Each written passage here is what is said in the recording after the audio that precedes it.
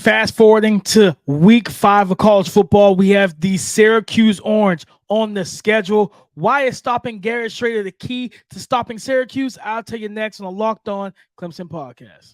You are Locked On Clemson, your daily podcast on the Clemson Tigers. Part of the Locked On Podcast Network, your team every day. What's up, Clemson family? Welcome back to the Locked On Clemson podcast, your daily podcast covering your Clemson Tigers, part of the Locked On Podcast Network, your team every day. I am your boy, Damian Parson, always on the ones and twos. You can find and follow me on Twitter at DP_NFL. I'm a national scout over with the Draft Network as well as part of the co-host team of the Locked On NFL Draft podcast, guys. Thank y'all for making Locked On Clemson your first listen today and every day, Monday through Friday. Thank you so much for being my everydayers. Guys, we got a good show. We're getting into the preview and talking about the Syracuse Orange and why is stopping quarterback Garrett Shrader the key to stopping this offense and winning this game. Injuries to watch. Nate Wiggins, cornerback who got hurt late in the Florida State game, as well as Antonio Williams. Nothing serious, but they're both questionable and uncertain for Saturday's matchup, as well as Dabo Sweeney wants and expects this team to be angry and to play that, and that's what separates them, all right, in terms of their play. But before we get into all of that, before we talk about that, guys, we got to give a shout out to eBay Motors. Okay, this episode of Locked On Clemson is brought to you by eBay Motors. A championship team is about each player being a perfect fit. Same with your vehicle. So for the parts that fit, head to eBay Motors and look for the green check. Stay in the game with eBay Guaranteed Fit. ebaymotors.com. Let's ride. eBay Guaranteed Fit, only available to U.S. customers. Eligible items only. Exclusions apply. Guys, a big thing right now is quarterback Garrett Shrader. Like, he's the key to this whole puzzle, right? Through 4 games, he's playing efficient football right now in terms of throwing the football, right? Not gaudy numbers. He's not putting up the Caleb Williams, the Michael Penixes, the 300, 400 yards, and Shedeur Sanders. He's not doing those type of things, but he's playing good football, and he's playing efficient football. Through 4 games, his numbers look like right now 107 targets, 72 completions, right around 67% completion for 972 pass yards, and around 9 yards per attempt, 6 touchdowns, 3 interceptions, right? And he's got, his offense or his receivers have, dropped 5 passes per PFF, and he's been sacked 4 times against Purdue. Now, who has they played? Colgate, Western Michigan, Purdue, right? And then Army. And either way, they're 4-0. And this not only is he the catalyst in the passing game, but truthfully, guys, he's one of the catalysts in the running game as well. He's their leading rusher right now with 22 carries, 340 yards, over 8 yards per attempt, 6 touchdowns, 2 fumbles on the season. So when you look at what he does as a passer and then look at what he does as a runner, he's got 12 total touchdowns on the season between rushing and passing. So what does that mean? With Garrett Shrader, as Garrett Shrader goes, so does the Syracuse Orange offense. So you got to slow him down, right? Cage him in, box him in, collapse the pocket on him, right? And must rush, cage rush, whatever you want to call it, that's how they need to handle it. Be disciplined in your rush lanes. Don't get out of your rush lanes, guys, because the moment you do that, that's when things go south, because you give him an exit plan, right? I always say, listen, most times quarterbacks try to get out the back door. So you see them spin in the pocket. You see them kind of run around and try to get out on the perimeter, out on the edge, around the defensive ends. I call that the back door. So don't let them out the back door, right? Shut the back door. Defensive ends, don't give him that, right? Force him. Here's the thing. Even though he's playing efficient football, I always say this, guys. When it's one thing to do something, right? When there's a least amount of restriction and resistance, right? It's like basketball. Everybody wants to shoot the 3, right? But they want to shoot the 3 when they're comfortable to shoot the three, when they're in rhythm to shoot the three. But when you go to a 2-3 zone and in a 3-2 zone and you start forcing them to shoot the three, they're shooting it without rhythm. They're shooting it without timing. They're shooting the three without a level of comfort that they are comfortable with, of sorts. So that's the same thing here. Yes, he's playing efficient football. Yes, he's playing efficiently from the pocket and throwing the ball well and being an efficient quarterback. But can he do that when you force him to do that? Can he do that when you take away the running lanes or you take away his ability to run the football and hurt you with his legs? Can he do those things that way? That's going to be the key.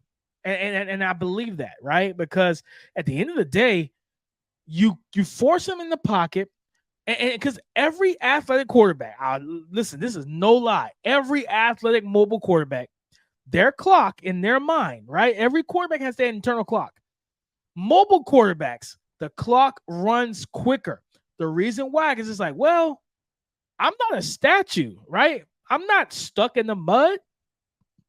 I can make plays with my legs. So instead of getting 3 seconds in the pocket, a lot of mobile quarterbacks, you get around 2, and then they get antsy, and then they want to work out the back door and whatever else, right? And get on the perimeter, probably make a play with their legs, stuff like that.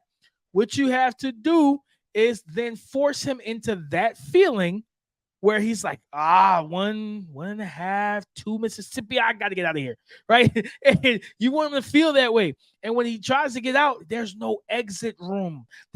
All the doors are closed and they're locked. The keys are thrown out the window. Sorry, bud, you're claustrophobic now. You're stuck, right? And you want to force him into that. You want to make him feel that, to feel being stuck.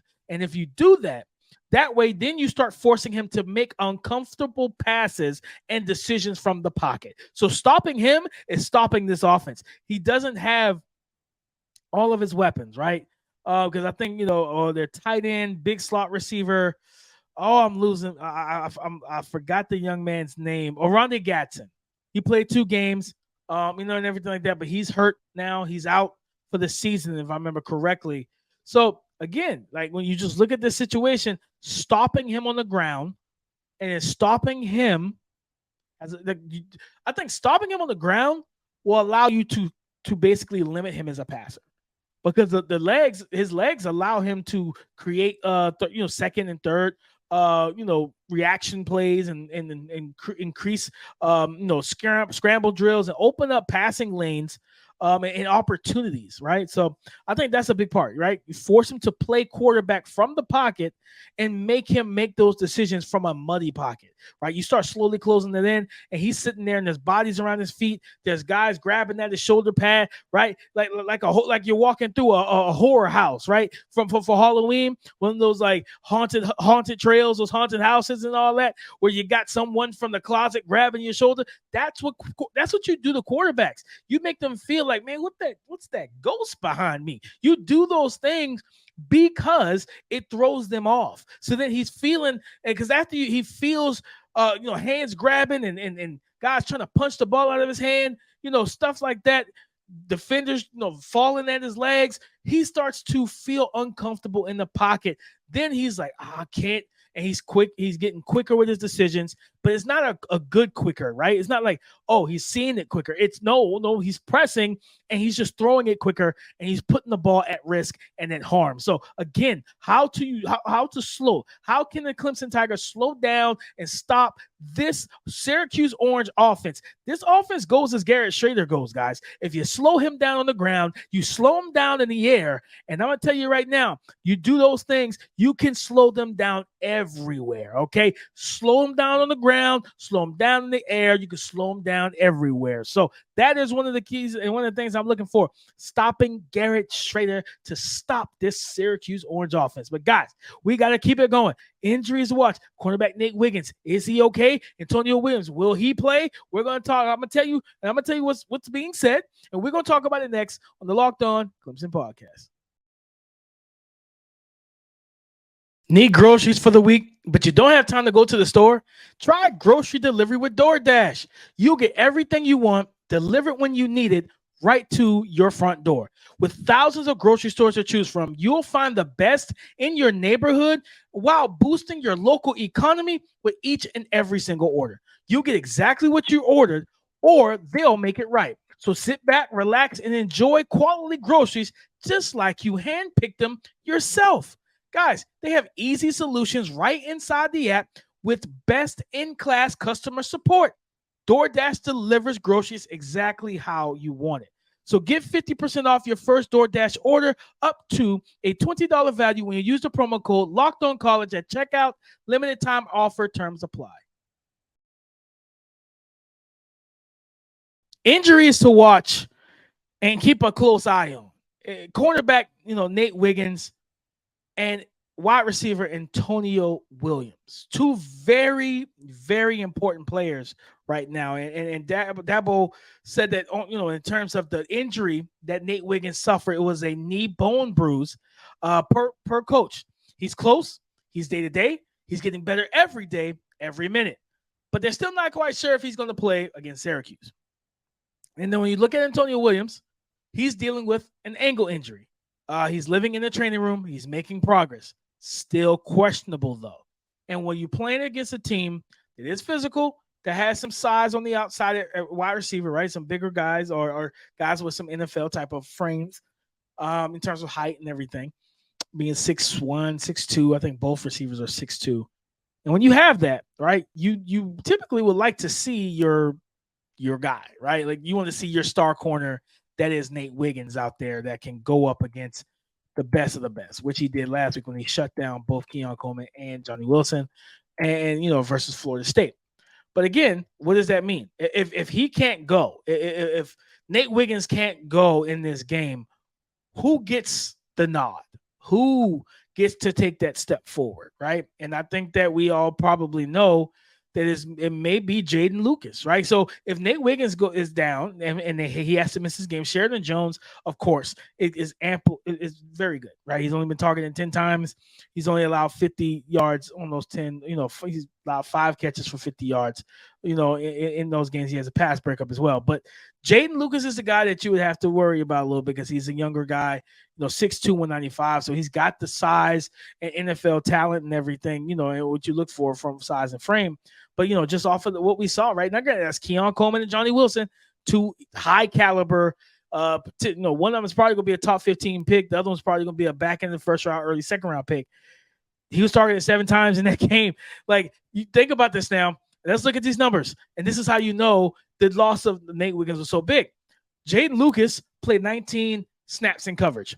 He was targeted 7 times of the 19 coverage snaps. He allowed 4 receptions for 57% completion in his direction, or 57, completion percentage. 68 yards, over 17 yards per catch, and of course the game-winning or game-losing touchdown, right? Or the game-winning touchdown if you're Florida State. So yes, like that's where you're worried. So if he has to, if Nate Wiggins has to miss this game, you're hoping that Jaden Lucas, against far less competition, but still competitive and talented route receivers for Syracuse, you hope that he can be up for the task, right? And maybe this is exactly what the young man needs to get back up on the horse and get his confidence where he wants it to be, right? If he goes up there and he balls out and he locks down, these receivers for Syracuse, it can help his confidence, right? Especially after the rough outing. Like I said, 19 coverage snaps, only less than 20 coverage snaps, and he was targeted 3 targets shy of 10. He was targeted 7 times, allowing 4 receptions for almost 70 yards and the game-losing touchdown. So, yes, it's a big loss, regardless if Nate Wiggins doesn't play. Now, do you play him in this game? For me, this is a Syracuse team that's tough. They're physical, and they're 4-0. Now, they haven't played the best competition, but still, they're 4-0. So, you think, okay, coaches have to make a decision. Do you believe you can beat them without Nate? If you feel like you can do that, play Jaden Lucas, play Sheridan Jones. You know what I mean? You got Andrew Makuba, Jalen Phillips, right? All these talented defensive backs on this team, you should be able to get by, right? Shelton Lewis is another young corner. Like, you should be able to get by. And you know what I'm saying? Allow Nate maybe another full week before he's ready to go. He has to go. Okay, now flipping to the offensive side of the ball, Antonio Williams, with him, we already know who's going to step into his role.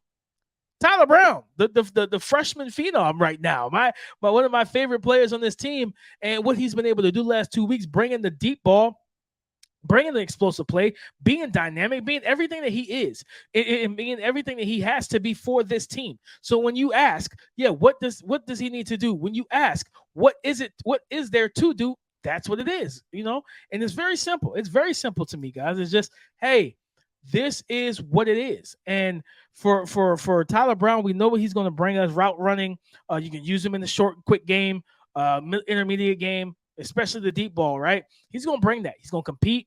But also remember, he's a punt returner as well. So Antonio Williams also returned punts. He was like, I think I start in punt return. So maybe Tyler Brown steps into that role if Antonio Williams is also out for this game. So yes, two sizable losses, right? One that you're a little iffy on the replacement, the other one you're fully confident in for what you've seen from Tyler Brown. I need to see Jaden Lucas play good football to really kind of alleviate that little anxiety after what we saw last weekend, right? But at the end of the day, you live, like Pop said on Friday, you live to fight another day. And that's what Jaden Lucas has done. He's lived to fight another day and gets the opportunity. So, if Nate Wiggins can't go, I'd rather Nate be close to 100% before he takes the field than going out there and being hobbled or could potentially, re-aggravating an injury and just, making anything worse, right? It's a bone bruise. So I've seen those things nag. I've seen them nag. I've seen them hold guys at the NFL level for more than a week. So I think, I say rest him if he's not, if that pain and if there's discomfort, things of that nature, rest him, allow him to heal up and move forward, right? But I like Dabo say he's getting better every day, and same thing on Antonio Williams. So we'll see, right? I feel the same way.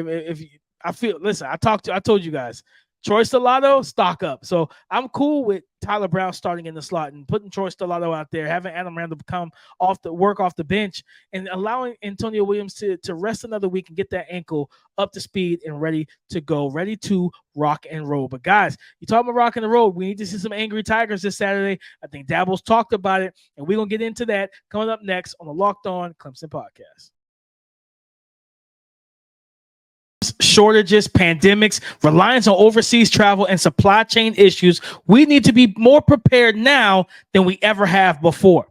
Guys, everyone should be empowered to care for themselves and their loved ones during unexpected times. That's why Jace Medical offers the Jace Case. The Jace Case provides 5 life-saving antibiotics for emergency use and gives you a peace of mind so that you're not just hoping that you have access to the medication you need in an emergency. Jace Medical makes everything simple. All right. They make sure you have the medication in hand with the Jace Case. All right. They handle everything from the online evaluation to licensed pharmacy medication delivery and ongoing consultation and care. Don't get caught unprepared. Get $20 off your life-saving antibiotics today from Jace Medical by using the promo code Locked On at checkout at jacemedical.com. That's JASE medical.com. Tigers need to be pissed off after this loss to Florida State. And Coach Sweeney said the same thing. He talked about it recently. He said the disconnect between the team playing well and the Tigers' record led to a pissed off team. As far as the big things, the attitude, the belief, the physicality, the toughness, the will to win, discipline, penalties, things like that, they're really doing a nice job, Coach Sweeney said. And honestly, I've had a bunch of 4-0 teams around here that haven't played as well as this group. The difference between those teams and this one, Sweeney said, is the greatest equalizer in football, with Clemson failing to win the turnover battle in 3 of the 4 games so far. He said that it has led to a gap between the way Clemson has played and the end result, something that he said he expects to change, right? And you love to hear that, because if you expect it to change, because you really think about it now, the only reason this team is 2-2 is because of turnovers. You don't turn the ball over in the red zone inside the 10 versus Duke, you win that game, right? 2 back-to-back turnovers. That's 14 points, okay? while Duke's offense was sputtering and stuttering, trying to make anything happen and gain any amount of yardage in the third quarter of that game.